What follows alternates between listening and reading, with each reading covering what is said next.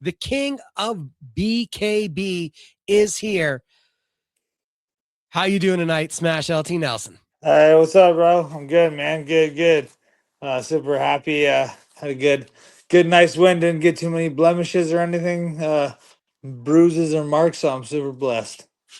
I was going to say, you said not too many blemishes. Is that a blemish up there? Yeah, it's a weird, I got like a weird scrape thing from the fight, but I don't know. Is it just the LT Nelson way that you have to make it a little bit dramatic? You got all the fans to gasp as you go down in the first Yeah. first exchange. I guess, man. I feel bad. I always apologize to my coach and my girlfriend and my mom and dad. Obviously, you know what I'm saying. But it's just I feel like it helps. I feel like it helps get the crowd going. You know what I'm saying. So it helps everything in a way be more exciting. So and it wakes me up. You know what I'm saying. I don't know why. I know I have the slaps for that. I'm getting slapped now. It does wake me up more, but shoot, man, I'm still working those little kinks out, and we'll keep on being better every time. But I know I bring the action, so that's what counts. Is that a thought that somebody need to slap you, rough you up a little bit more in the warm up to wake you up? Yeah, I guess something, bro. I guess something like that. We're just keep on refining and getting better. And I was definitely moving better and feeling better than even the last, like the Barry Jones fight, for saying it took me a second to to get going. This one I felt like I got going right away. I just ate that shot on the inside. I felt like I saw everything coming. Everything was great, and then all of a sudden, I leaned a little too much forward and got my head grabbed, and just got hit in the right spot and went down for a second, and then obviously I'm gonna come back stronger than after or before I went down, and I'm gonna finish that person, and just like I've been showing you. The last fight with Sam Liera, this fight now, I'm gonna keep on putting people away. I'm gonna keep on putting people away first round. I'm not letting any judges have any kind of say on my future anymore. You know what I'm saying? Everyone's going away. I'm putting them away. But no matter what, I'm always prepared for the 6 round war if needs be. You've been there before. You've seen it. You've had to deal with that moment. What is happening in those seconds when you're like, oh, damn it, my knees touch the ground. That counts as a knockdown. How do you recompose and what's the thought process? Honestly, it's real weird, but like my first thoughts in my head is like, my coach is pissed at me. I'm pissed at myself. And damn, that was slightly embarrassing. I just went down in front of a bunch of people. It's like a weird thought process where you hit the ground and want to get up. Like, I want to get up right away. But like, at the same sense, be smart with how I'm getting up and how I'm feeling and whatnot. But damn, bro, that homie, big shout out to Mark Tiffin. He's got some power in his hands. I didn't expect that. He grabbed my neck and threw a couple little uppercut, not little obviously, but some uppercuts and all, and one of those put me down. You know what I'm saying? So that's it's another thing with this bare knuckle game, bro. I always say don't blink. You're gonna miss it, and it's true, man. It doesn't matter who you are, what level you're at. It's there's always that puncher's chance, but the difference is, you're punching me, and I'm gonna get up and come back forward harder than ever, and that could happen not just once; it could happen a million times. And I'm sorry to say, you're gonna have to kill me to put me out. What is it about you and your mentality? How are you able to have that recovery and get your head and get your legs back into a fight? Well, man, I'm blessed with a jaw and a chin. You know what I'm saying? But I also put work in. Like, I'm on my legs daily, every day. I'm putting miles in on the track running. I'm putting miles on the stairmaster. I'm doing bike workouts. I'm swimming for my car. I'm doing a little bit of everything, and I feel like even me, like when I'm having to lose weight for fights, I'm hitting stairs. I'm hitting lots of stuff on with my legs, and people are like, oh, are you sure you should do that for your legs this close to your fight? But it's like that's the reason why I have have a good jaw. It's not just me being blessed with a good jaw. I got a big nice forehead here to take punches, you know what I'm saying? But it's literally me doing work on my legs every day and being on my legs. You got that strong base. You got a strong base. It helps when you feel wobbly or something up in your head. You're not gonna show it and not gonna be wobbly because you got that base underneath you. Even if your equilibrium's not fully there, you know what I'm saying? Or or if it goes out for a second, it comes back a lot quicker. You know, I also do neck drills weekly. I do neck drills twice a week. I'm doing leg work, like leg workouts, not meaning like lifting and doing, but I'm doing like squats, squat holds, and like body weight stuff like that, or smaller weight for high repetitions where I'm going and getting my like muscle cardio up, because people are like, oh, you just need, cardio and then lifting weights. They forget about that there's like muscle endurance too, and that's a big part of the game too. So I'm doing cardio and I'm doing muscle endurance, and I got my legs underneath me, bro, all the time, and I'm blessed with a jaw. I've seen a recent conversation going on, and I want to get your input on where you fall. Some people say sprints, some people say miles, and I've seen a lot of conversation about you don't get better cardio from one, or you just need the burst depending on what kind of sport. What do you think is best for bare knuckle and for you? For bare knuckle and for me, all the same as I've been doing for most of my fight game, bro. Is the extra work and the miles and putting all of it together. It's not just like my sprints. It's not just my long distance. It's not my short run mixed with stairs mixed with bike. It's not my bike and swim day. It's not this or that. It's not my Tabata workouts. It's a mixture of everything that I do, man. You have to do a little of everything. I go rock climbing. I go mountain biking. It's like I feel like all of these play a little testament and a little contribute slightly to my cardio, to my athleticism, to my fight game. It helps me like get my head elsewhere out of the fight game and grow somewhere else in my life. And then when I bring that growth back to the fight game, if that makes sense, it helps me get better in that fight game. And then just being there and doing different kind of sports and different athletic, having different athletic traits helps you in different situations, like the quick burst, and then all of a sudden the fight's 6 rounds, and you have to be there with the quick burst while I'm going nonstop for 3 minute rounds, 6 rounds of that. I'm doing all this stuff to emulate the fight as much as I can while staying active and not hurting myself nonstop.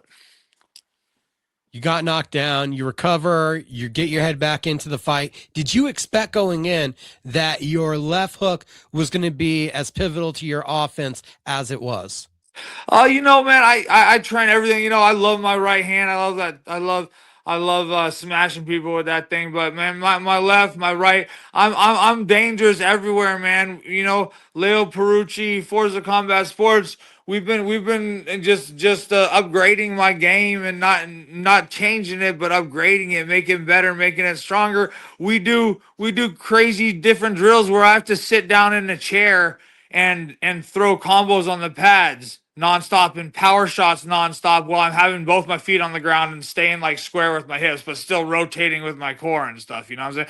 There's random drills and work that he makes me do to like that. It helps like, and then you'll see me. I'm trying to get better at, but you'll see me like step to a square stance, and like people think that obviously I'm getting better at being more harder to hit, but still I want to be able to throw from every position and every spot and have power with that. And I feel like I've been able to do that, and I can get my head in random places and throw from random places where people might not think it looks as powerful as it can be or this or that, but I promise you it's powerful. And the thing is, I got great accuracy and timing with my shots. I might not be like, oh my word, LT's the most explosive fast twitch guy in the world. It's not about that always. It's about timing, accuracy, that consistency, that flow, and I got some power, man. I got power behind that, and I'm gonna keep on showing that to people by putting these people away.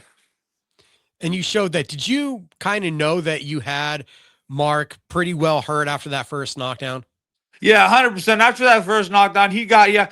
You saw him. He got up all quick, and then he took a knee again. I could tell that he took a knee again and took a few seconds, which was smart of him. But after he got up, he still had a little wobbliness.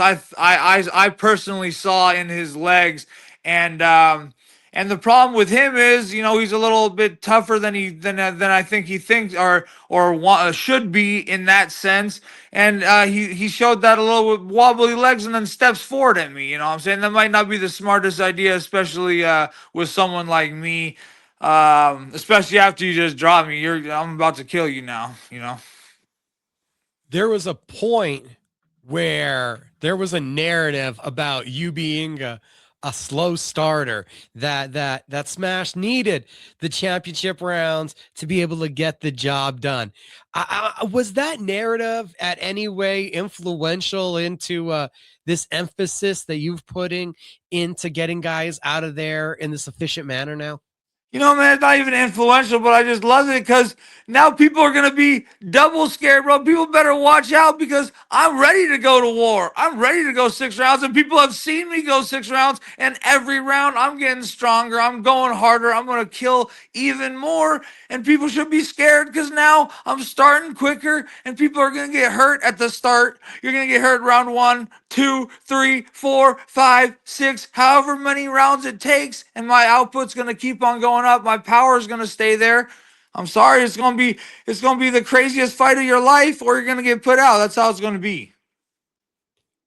After the first title fight of the night, when John Bernard hits that big overhand. Well, actually, Woo! were you even working out? Were you warming up at that point, or were you able to Yeah. watch that fight?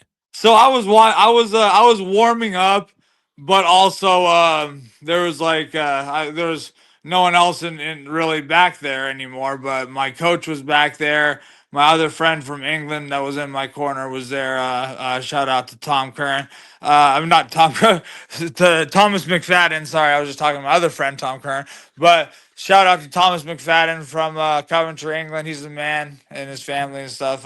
Always there for me. But yeah, so they had the fights on YouTube playing, and and they had him like leaned up against the side of the ground and wall. So I was shadow boxing, moving, touching some pads, and then we were just paying attention a little slightly. And I missed part of like the first round and a lot of the action. And then I look over and like they sort of get in the clinch or something like that, and I just see John threw an overhand right and just touch and put it. I was like, oh shit, bro. So I caught the knockdown. I didn't catch like the start of the fight or whatnot, but big up to John Gotti and Bernard. Both of them are true warriors and put on a hell of a show. But Bernard got that win. He's nice with it, clean with it, and shout out to Hawaii out there. Hawaii, all those guys out there, badasses, man. Hell yeah. Are you at all disappointed that when you win, the ring's not filling up with challengers after seeing John gets a belt and he turns around, Alberto's right there, Armando Vargas is right there, and you win and you're just doing an interview? Yeah, I went on doing an interview and half the stadium was cleared out. You know what I'm saying? I'm getting used to seeing that more. You know what I'm saying? Because I feel like people are like, oh, we're gonna get out before all these people. I've done the same thing at fights before, or different things. So I'm not hating, but I do. It's not about me like being upset that people didn't jump in the ring. I felt slightly sorry for John Bernard when like he got a lot of his shine taken away. But at the same sense, when he grabbed that mic, he said that he held his word true and was like, telling that Vargas brother like, once you step in here and you see real bare knuckle, then we can talk. You know what I'm saying? And it's the truest sense of it, bro. Like it's amazing all these gloved boxers coming into our sport. You know what I'm saying? And we're all blessed and we're all happy. We're all happy about it. Not only is it putting a new pedestal on us as bare knuckle boxers, but also we're gonna be able to prove ourselves to maybe all these naysayers or these boxers that think we don't have skills or this that, and show ourselves, test ourselves against people that we know about, that we've looked up to in boxing or seen fight before or this or that, you know what I'm saying? So it's a cool test on us. But not only that, the biggest part of this that's amazing for us is that money, baby. You know, they're getting these people over here. Come on. You're getting the Vargas brothers, you're getting the Paulie Malignaggi to fight, you're getting Victor Ortiz's, all these badass boxers and different people coming over from BKFC, the boxers from England coming over. All these people, bro. You know, there's no way that they're not getting paid. You know what I'm saying? And I'm sorry to say that's going to help us out too. As it's going to help the whole boxing community. It's going to help the bare knuckle community. It's going to help me as a fighter. It's going to help the fighters that are coming up. And it is going to help BKB as a whole, too. It's awesome having these great faces because it's going to bring more eyes to the bare knuckle game, help us out, help BKB out as a promotion because they're such an amazing promotion that should be a household name. And just keep on growing this bare knuckle fight game and showing people that us as entrepreneur, as like the starters in this game too, we still have something to say and we know how to fight and we know how to fight and we're gonna keep on proving that too.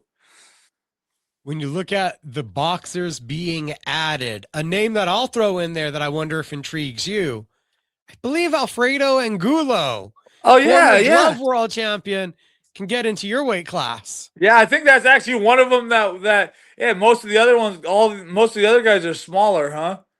Yeah, most of the other Exactly. guys are smaller and what, and you know, and I feel like who's a hasn't Angulo fought like He fought he Julian fought, Lane in no, but BKFC, and no, but he fought in glove boxing. Didn't he fight like Canelo and yeah, or yeah. yeah, fucking that's just cool to me, bro. Just like just be, you know, just sharing ring space with someone and like, you know, people look at things differently. I just think stuff like that's cool and maybe in a time when I was like up and comer in the fight game or this and that, you know, this person's fighting legends, you know what I'm saying? It's crazy. So just to throw it out at you, he shared the ring with guys like Irislandi Laura, with Canelo Alvarez, with Sergio Mora, just to throw out a few. But yeah, no, like that sounds like a cool fight for you. Yeah, for sure, bro. And just like I'm saying, let's get this. You know, I'm trying to get this contract out the way. I got two more fights now before I believe they're gonna renegotiate with me. You know, we do a 4 fight deal, and normally after 3 fights before I have my last fight before I'm like an open agent, you know, we'll discuss a new program. So let's, you know, give me 2 more fights and then let's get these big boxing names out there and let's change my contract a little bit so I can start getting paid money like I know these boxing names are getting paid. The Barry Jones saga, that was something that had started before the first time I ever met you. And do you feel like that has ended yet, or is that something that you still need to tend to? I think that ended after I knocked him out, and you know, I don't know how there wasn't anything really close about it for there to be like a rematch, other than if there was no one else to fight me, I guess. But so I think that should have ended it out. But like, you know, big shout out to him. He's a legend in the sport, and if he wants to keep on. You know, I don't know, coming back out of retirement and risking another loss on his record or something like that, then you know do what he wants to do. But like, you know, I think that you know you're ready, dude. Yeah, you know, you had a name for yourself. I'm a new name, bro. I'm the new spot. I'm the new one now, bro. It's just how it is. It's just how it is. It's how it's going. There's other new ones too. Look, Cub took that from him. There's Martin there's the heavyweight, the badass heavyweight Cuban. You know what I'm Gustavo saying? Trujillo. There's Gustavo Trujillo, bro. Like, you know, you know, there's different names now that are forces to be reckoned with in this fight game. We got them here at BKB. You know, obviously BKFC, they got big names. They got some good names and whatnot too, and power to them. But we got some big fighters and big names over here at BKB. And obviously, I know Russia has top dog for top dogs, and they have big promotion and big fighters. We all have amazing fighters. We all got talents. We all put on fights, and it's amazing, and maybe one day, which would be so awesome, is like a worldwide like bare knuckle tournament where like the best in every weight class fight for a tournament, you know what I'm saying? And or I mean, just like some cool things. It's probably never gonna happen because every fight promotion has wants to be their own crap and this and that, which I understand. There's the industry and money, which I'm not involved in. I fight people, you know what I'm saying? So there's probably reasons for that. But at the same sense, it would be cool, doing some cross promotion fights. You never know what the future could bring or what that would hold. But I'd always be down, man. I love to test myself and put myself out there. That's why I think those new boxers coming in is a great new kind of test for me. But just if they ever branch out or anything like that, that'd be cool too. So, as a competitor, well, first as a fight fan, and then think as a competitor, are you watching these other promotions, and are you allowing yourself to indulge in, man, I wish I could fight this guy. I wish I could fight that guy. Do you let yourself have those kind of thoughts? Yeah, I mean, I always let my health have fun. It's less of like it's less of like a wish. It's more of like, oh, that'd be sort of fun. That'd be a badass fight. Or like, damn, that guy's sort of a G, but damn, let me see what's up. Like, I'm gonna show him what's up. Kind of, it's like those kinds of thoughts more than like, oh, I wish I could fight these guys because there's no one, or this or that. It's definitely not that. It's more of like that'd be a cool fight, or holy crap, the fans would go crazy for this one, more kind of thought. You know what I'm saying? Um, yeah, I think about that. Well, not those other promotions. Who do you see in BKB right now? Who do you expect the contract to be slid across? Like, do you have an expectation at this point, or are you not sure what you think is next? Man, I'm really, really not sure. Obviously, I showed people that I can make this 160-pound weight class again. That I had that belt for a long time without having to defend it, but just defended that one. So show people that's remind people that's still a weight class. I know there's people fighting in that weight class. So if someone needs me to defend that again, we can do that. I'm not sure who's the number one come up in the come or whatever it is in that weight class. I know that on my super middleweight belts, I know they always have like the same few people to fight. So, if they have some new people, which I know there's always some guy's coach online or some person online saying, I'll fight you and this. And like, obviously, just like people just I don't know if people understand, like, cool, yeah, you might have won a fight or two. But there's also levels to the game or time to be here and things that the promotion looks at for things to happen, and I'm personally not the one like, oh, I want to fight him this date and this and that. Like, I'll say yes, and like maybe have my coaches might say no to things, and then I'm like, yeah, no, but we discuss things and have reasons for everything. It's not like me sitting there and like, I'm nervous to fight that guy. I don't want that one. Or it's like, so the thing, I think every fighter should know that, and every fighter, if they're not like me and like most of the other guys that I know, will fight any human around. I'll fight anyone at my weight classes any freaking time, and I'll go up pretty high if the money is really right, if the money's really there, you know what I'm saying? But I'm fighting at super middleweight and middleweight, and I want to go down and get that 154-pound belt. I know right now, Paulie Malignaggi and Rolando D or Die, I'm not sure. Sorry, D. D. Yeah, so Rolando D, cool dude. Both of them great champion, great fighters, and if they give me the opportunity to go down and get that belt, that'd be a cool fight.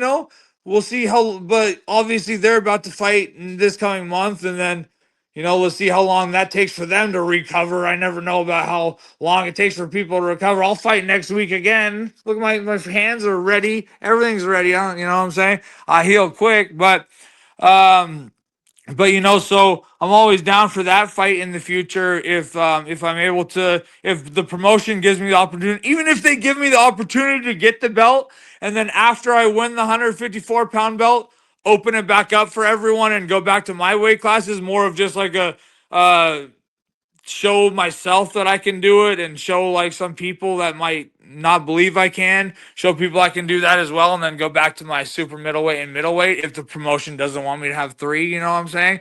But at So what least you give me the option to win one. so what you're saying is let's not clog up a division. You could understand balancing three belts would be hard, but you'd love to go for the historical premise of making it and then go back to defending your titles. Yeah, exactly. That's what I'm saying, and I told them that before, and I'll say it again to them. You know what I'm saying?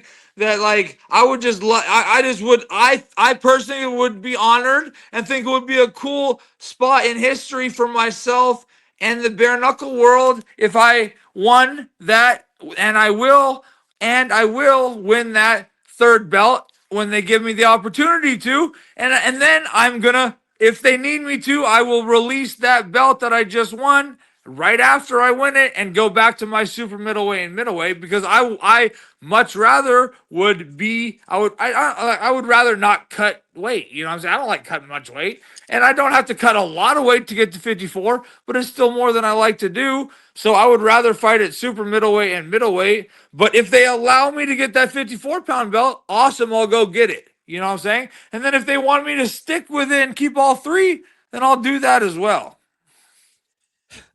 Big expectations, big hopes. The two division champion is conquering BKB. You've been around BKB for now quite a while, 10 fights in with them. Recently, I saw a whole bunch of additions to the company. And we're talking about the infrastructure of the company change, new presidents, new EVP CEOs. A lot of people were brought in. From your dealings with the company, can you feel those changes, and what do you feel those changes have been? Yeah, I can definitely feel and even see the changes, man. Even just the little productions, the venues, the crowds, everything are getting more packed. There's like, every fight I've been to, every fight I've been to, like other promotions, and every time I go to different promotion stuff, they're like, oh, it's a sold out crowd. Oh, it's this, and then like half the thing's not sold out and stuff like that. But the last few fights have actually been the last Foxwood show, this show here at the Seneca Resort Casino. Like these shows, they're actually getting sold out, and the crowds are actually pretty packed. You know what I'm saying? Actually full, and the venues are looking better. They're getting like better screens around the top of the rings. The sponsors look better. The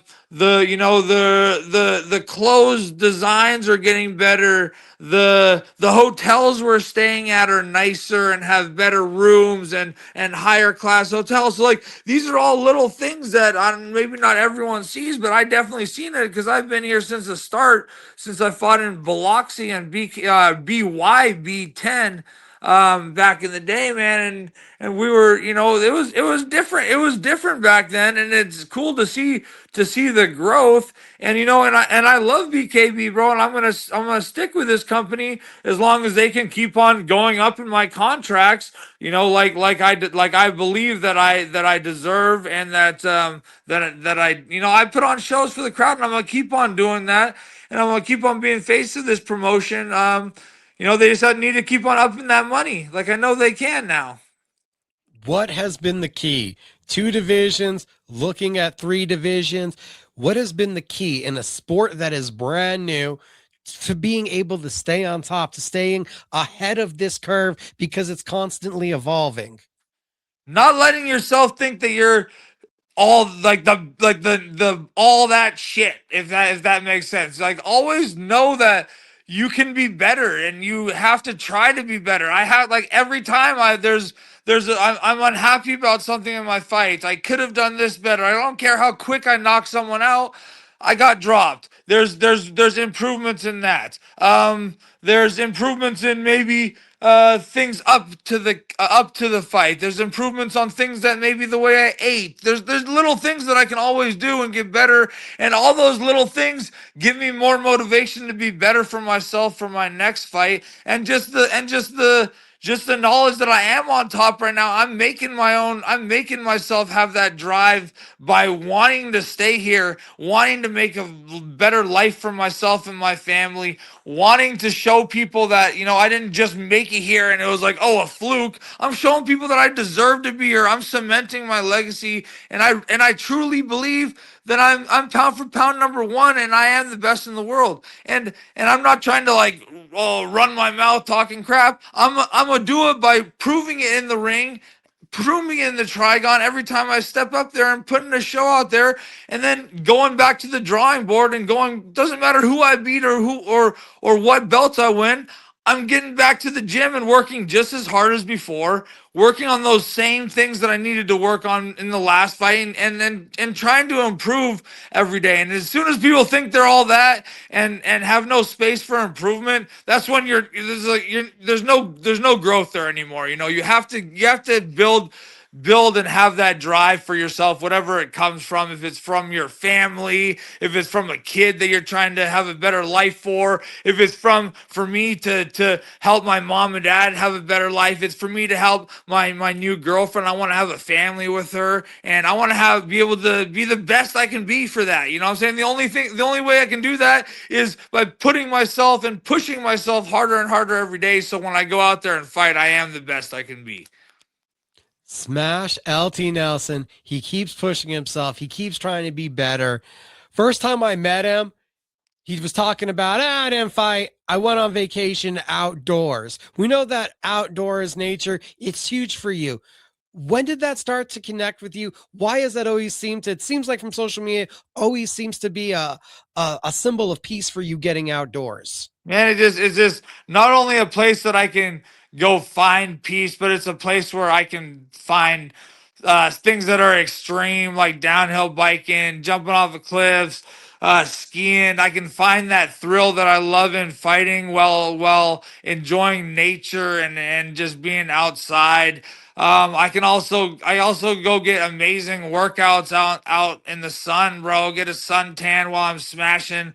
I'm at the beach, go run on the beach. I love to be outside. I love to connect with the earth. I'm not like tree hugger or that kind of crap, but I love to connect with the earth. I feel like it's big with, grounding yourself, feeling I'm a part of this, I'm part of this world, and I love to be outside and take the energy in from the sun, and just enjoy what God put on this earth, man. It's just such an amazing, beautiful place that we live. I'm blessed to wake up in the morning, and I'm blessed to be able to throw down in front of amazing crowds. Hate me or love me, I love the cheers. I love the booze. It makes my life, man, and I'm just blessed to be able to show what I do in my arts in front of the world, man. If we could go back in time, you could throw out like old name, any name. Is there a name that you've always dreamed of fighting? Is there that fight? Even if it's somebody that's retired, not longer here with us. Is there a dream fight for Smash LT Nelson? Conor McGregor. I'd I guess always that's want close enough to I've retired, al- but I've al- I've always wanted to fight Conor McGregor, and it's like around a weight class that he could like be, I could be. We both did like I did MMA back in the day. He did MMA. Now he probably he still does, and now he's like in the bare knuckle game, but not bare knuckle. He's done boxing. I've done box. It's like there's a lot of stuff. Our fight styles are not similar in the way, other than the fact that we both like to stand and bang and like to throw down, and we both, he might have that like speed and different kind of stuff like that, but we both have that accuracy, precision. I just think that once again it will be a cool fight, and he's always been someone that's like, I think it's like I've always thought he was a good fighter and this and that, but never always. I've never, what I'm saying, me, I'm not much of like a showboater or like shit talker, and I've always, even back in the day growing up in school, bro, I liked to put down those big bullies that talk shit, and then I put them down, and it'd be a different story afterwards. You know what I'm saying? I always like to do that. So that's another person that it just no hate against him. He does his own thing and he's made millions doing it. Power to him for that sense, but at the same sense, it's just someone that I would love to be able to punch in the face. You know what I'm saying? Who's the bare knuckle fighter? Because you can't watch yourself. I know you watch a lot of yourself because you watch your own footage back, but you don't watch yourself on fight night. So who's your favorite guy to sit down from the bare knuckle world and watch them fight? Huh. How'd you think about that one?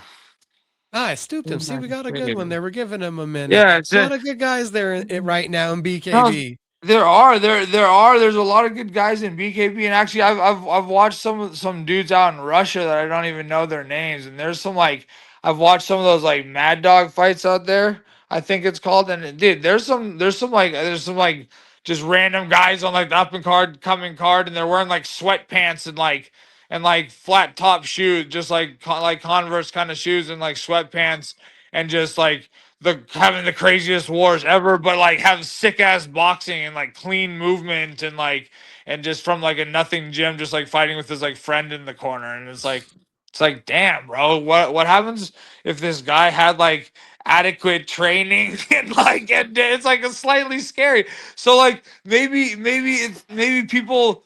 I think my favorite is watching some like random people that I don't even know who they are, but they got these crazy skills, and it just reminds me to that just be humble, bro. Everyone needs to be humble because there's always those mother effers out there that can bang and throw down that you don't expect, that maybe don't get the opportunities that we do, that we look over a lot. You know what I'm saying? We're super blessed to be in the U.S. here, living where we are, blessed to be able to get up in the morning and be in a free country. Big up to USA. There's a lot of problems here and different things that people don't agree on, but at the same sense, people forget that we're in a first world country. We don't. There's a bunch of negative. I'm from South Africa originally, and there's a lot more negativity on the streets out there than people remember, and it's a lot more dangerous. And we're super blessed to be able to walk around outside. Maybe not everywhere. I'm not saying every single spot, but like in a lot of places here, we're able to go around and you know vote, or like our my girlfriend and my mom have rights and stuff like that. That people forget that there's a lot of places that don't have the same kind of things that we do, and we're super blessed to have that, especially as athletes and especially as someone trying to make it in life. That's one reason that we came to the US from Africa. There's other reasons on top of that more, but that my parents brought me here when I was young to give me opportunity to do more, and not just like have to only, I can take over my dad's company. That's what I have to do because that's all I know. It's like, no, he gave me the opportunity to make my own mind up and do something that I love, and become the best at what I want to be. Do you ever look back and think of how, or put the thought in your head, how different things could have been if they didn't make that decision? Yeah, 100%, bro.